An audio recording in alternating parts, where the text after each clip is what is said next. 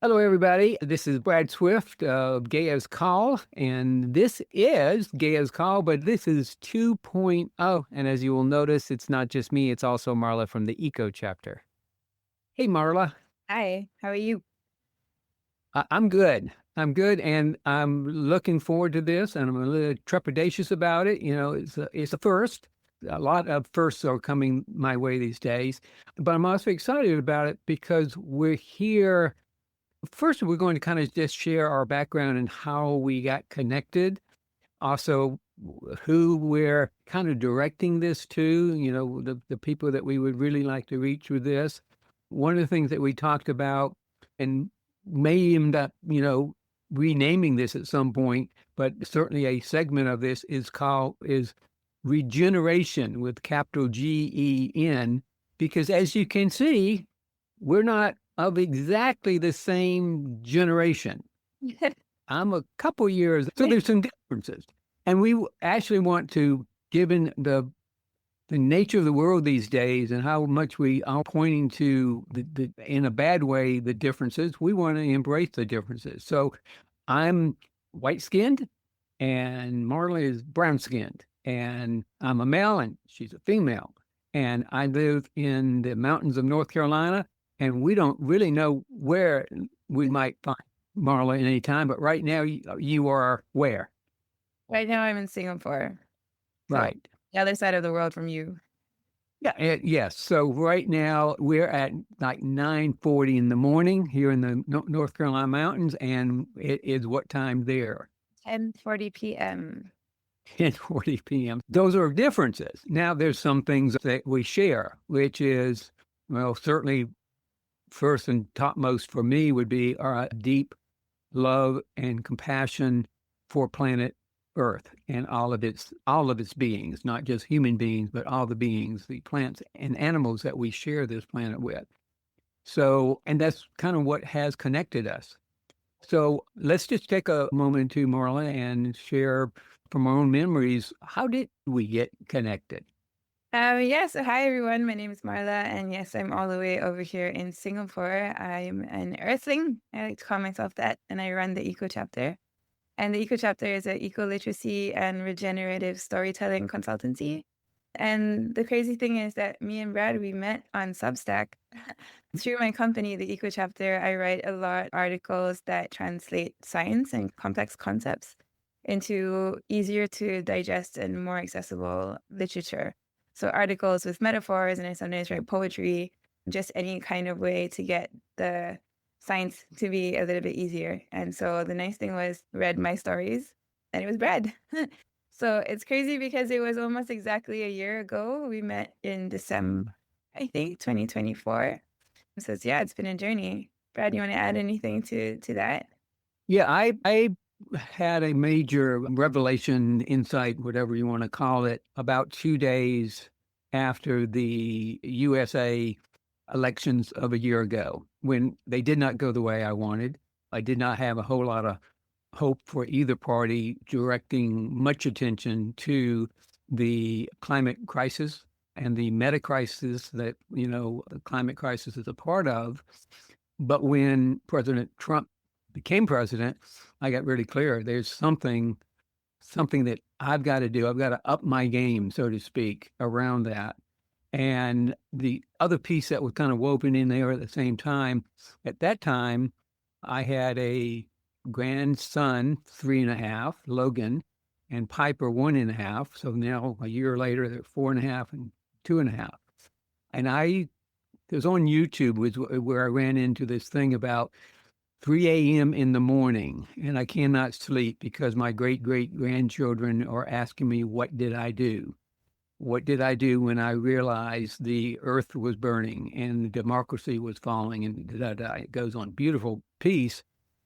And it woke me up to, like, yeah, what will I tell Logan and Piper as they get older? What did I do? And about that time, I read a couple of pieces from Marla and thought, wow, this is a real connection there.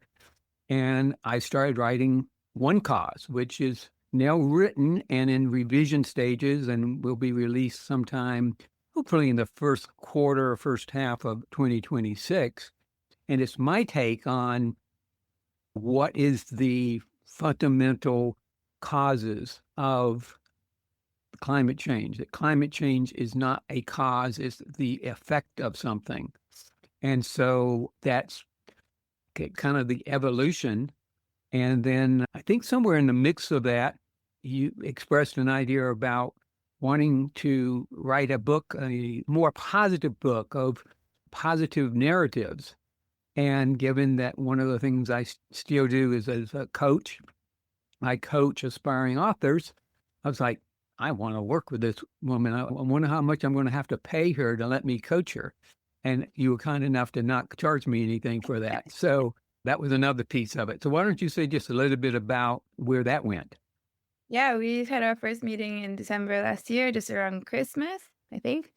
And I was so stumped that somebody on the other side of the world wanted to coach me because, well, obviously he had read my articles and thought it would be good for me to write a book. And the crazy thing is, like a year later, the book is here. So it's called Dreams of Unwritten Futures. And this book was actually written by 5 of us. And Brad was coaching me, and I was editing this book with a few of my friends. And now the whole point of it is to have a series of books. And I want to put it under a project called the Better Future Narratives Project, where I found that everything that I was reading in terms of like climate fiction or the news or science, a lot of it was doom and gloom and really a post-apocalyptic chaos. So then my idea was like, how do we then better stories into the world where we didn't have to become zombies and eat people's faces first before we started doing better things? And that's kind of how the idea was born. I wrote an article in October 2024, and that article became the spine of this book. And so I sent that article to 5 friends who wrote their parts in their better future narratives, which then I compiled into this book, and we just got it published in October. So I think Brad's pushing me to write something really helps because I had so many ideas already. And it was just that little poke to say, hey, you're good enough, go write. So it's really exciting. So now I'm also writing proposals to bring this project to schools. And I'm planning like a 6-month project with kids that they can turn their eco-anxiety and feelings of helplessness or depression into more better future narratives, and that we can publish more books and put them out into the world. Because I think a lot of people, when they say better future, they just immediately of money and cars and material wealth and things. But if you talk to lots of people, they'll tell you those are not the things that make your future better. It's really simplicity of things. It's the connection with people. It's the community. It's the time to read a really good book and have a coffee undisturbed. It's those quiet moments at the beach or under a tree, usually with nature or with friends, you know. So that's the whole point of trying to put these imaginations into people's worlds where they can think of better future narratives that are not coupled with material wealth and consumerism. Hopefully kind of change the whole narrative of a society through writing. Yeah, So very good. And I hear some other cross connections there. Out of your book has come a project, and you're out to reach young people and kids. And same here with me. In my background, I've been writing for about 35 plus years. I have about 30, and I think One Cause will be my 38th book. But in the last several years, most of my writing has been in the eco-fiction or eco-fantasy area. So you can see kind of in the background there, see if I can point to them. These books here are part of the Zach Bates Eco-Adventure series. So that was one of the other things is because of I just have such a deep love for Logan and Piper and a deep love for kids in general. That's, those are the generations that we are leaving planet Earth to.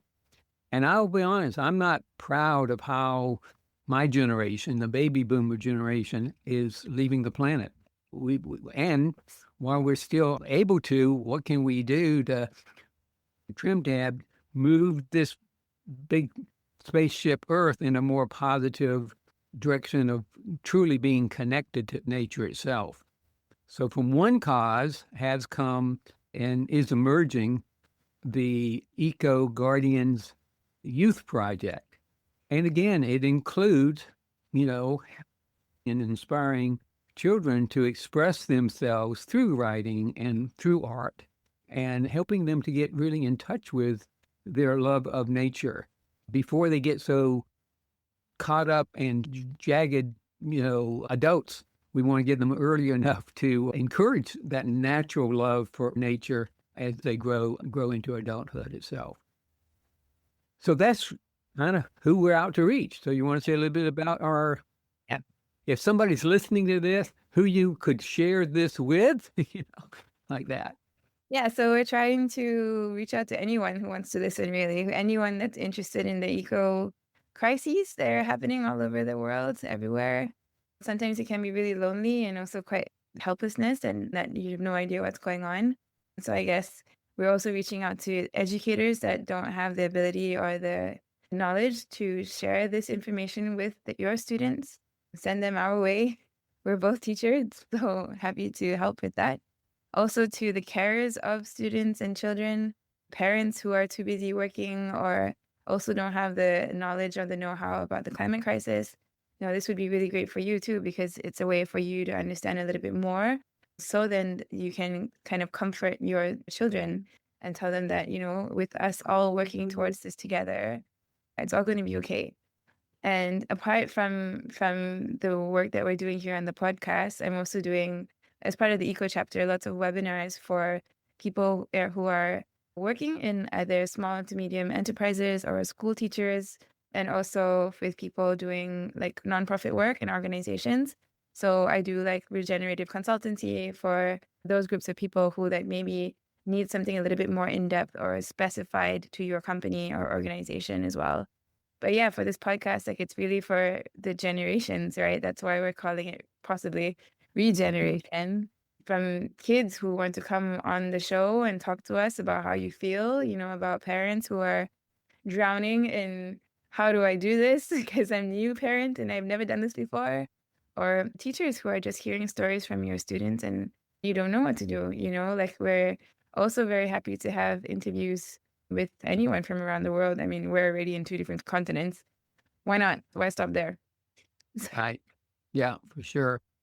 And while right now the Eco Guardian Youth Project is primarily local here in the North Carolina mountains, I do an event. In fact, I did 2 in the past week called the Story Maker event, where I come together with small groups of children and we actually help them understand that storytelling is great fun, and story making, actually writing and composing your own stories, can be fun. And so we actually go through and collectively together create the beginnings of a story and follow that up with for those who want to, the Eco Guardian Writers Challenge.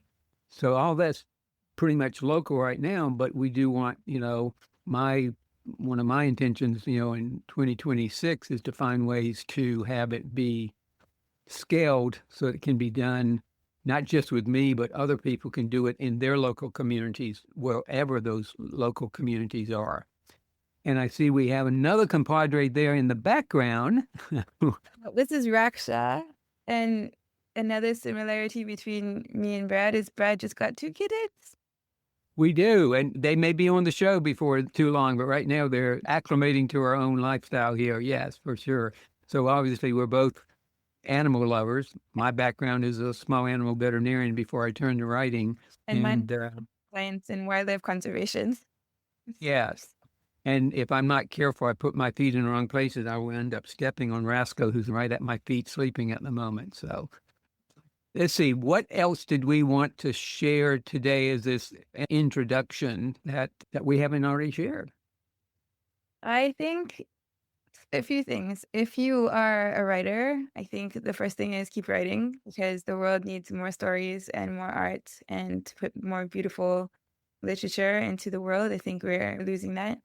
If you're someone who feels like you want to come onto the show, please get in touch with either of us, and we'll give you ways to contact us, that's for sure. And also, if you are wanting to come on the show and just wanting to listen, I hope you also know that, yeah, we're listening and we're here. Like, you don't have to just write to us if you want to come onto the show. If you want us to talk about something for you, please send us your thoughts or your ideas and or your fears or doubts, and we'll be happy to make a podcast especially for that for you. Yes. Yeah, very good. So there's a new word that I've come across. We all know about dystopia. You know, dystopian fiction right now is super popular. I'm not quite sure why it's become so popular. We're living in a dystopia. Maybe that has something to do with it. And there's also the term that most people are familiar with is utopia. You know, kind of almost kind of airy, magical, land. I was just the other day through a podcast was introduced to, which is kind of in the middle area. It's about how do we, in the face of what we're dealing with, recreate or regenerate a life thriving ecology and planet. And not, not at a utopian type way, but, some very specific ways that we can do that.